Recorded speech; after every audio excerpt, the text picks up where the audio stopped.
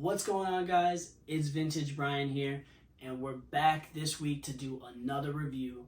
And this one's actually going to be an early review because this week we're going to be focusing on the Air Jordan 1 UNC Toe.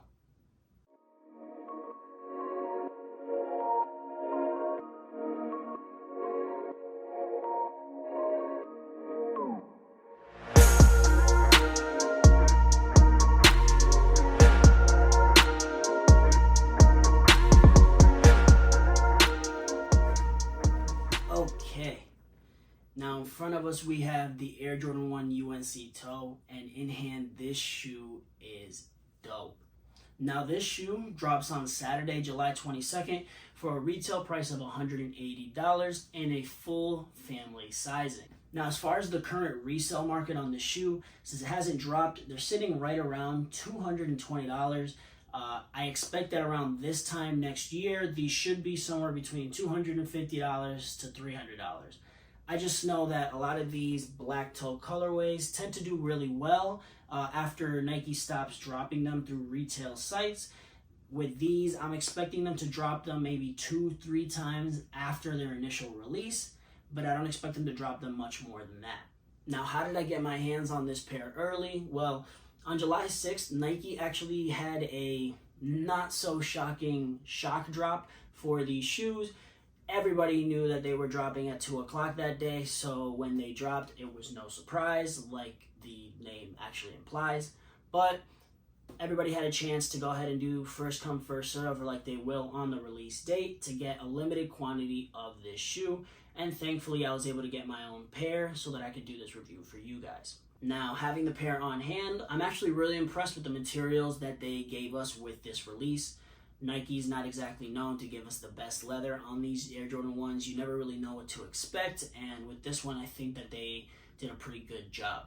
Starting with the leather, you do have a really nice soft leather that once you press your hand against it, really kind of contorts in different ways. It's nice and plush, so as far as this material, it gets a passing grade from me. Moving down the side of the shoe, the black sections are kind of just your generic black leather. If you own any Jordan 1s, for the most part, you're going to know exactly what this leather material is like. And on the white sections, I would say that's my one downfall with this shoe. They didn't really give us a nice plush white leather. They gave us the kind of generic plasticky feeling leather on the sides, but a lot of the nice touches on this shoe come from the UNC sections of the shoe itself.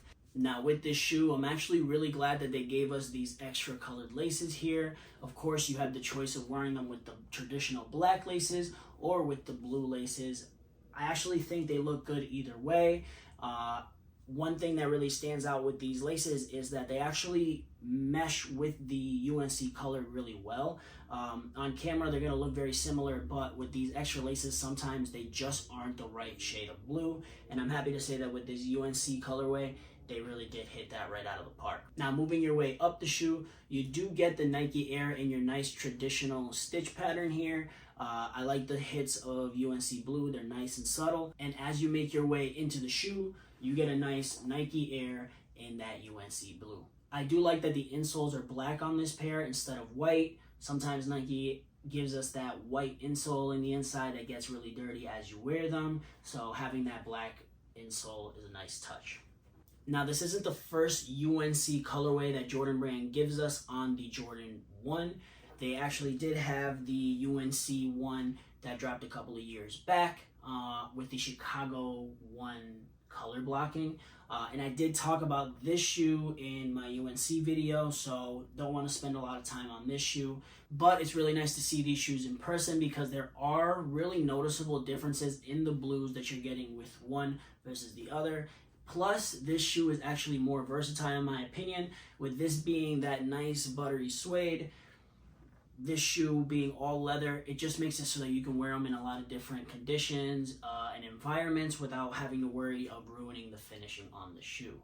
So I definitely like this colorway a lot more when it comes to versatility. Now, Nike isn't known for giving us really great boxes all the time on these Jordan 1s, but I do got to give it to them for giving us a really dope box. I know I don't really touch upon the box that much, but I don't know, this blue hits on this shoe.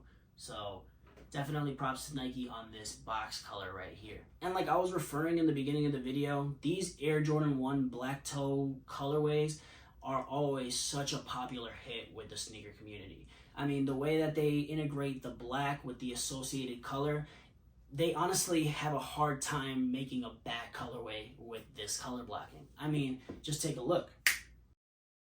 I mean, you can't deny that all these colors right next to each other on this color blocking, they just look great together. It gives you a great array of just color with that nice mixture of black where it doesn't overdo it, and you can wear them in so many different ways. And having these Jordan 1 side by side, you just can't deny that this is such a nice and beautiful just collection of sneakers when it comes to all the colors being so vibrant and mixed together well on each of these individual shoes. You just can see why a color blocking like this resonates so well with people. And to give the Air Jordan 1 UNC Toe a little bit more credit, I did do a review on the Air Jordan 1 Lucky Green earlier this year. That video is going to be right up here. But I gave this shoe a 7 out of 10 because the leather quality on this shoe just wasn't quite there. I love the green on it, but the leather quality is just that plasticky feel. The Air Jordan 1 UNC Toe does give us that on the white sections of the shoe, but the leather quality when it comes to the toe box and the colored section of the shoe are ways better than what they gave us with the Air Jordan 1 Lucky Green. Now, shifting focus back to the UNC 1, I'm really shocked that this shoe is only reselling for $40 over the retail price. Because to me, this is a really solid shoe, but it begs the question on whether or not people are tired of this kind of color blocking or the Air Jordan 1 in general. I mean, Nike really gives us a lot of Jordan 1 colorways throughout the year.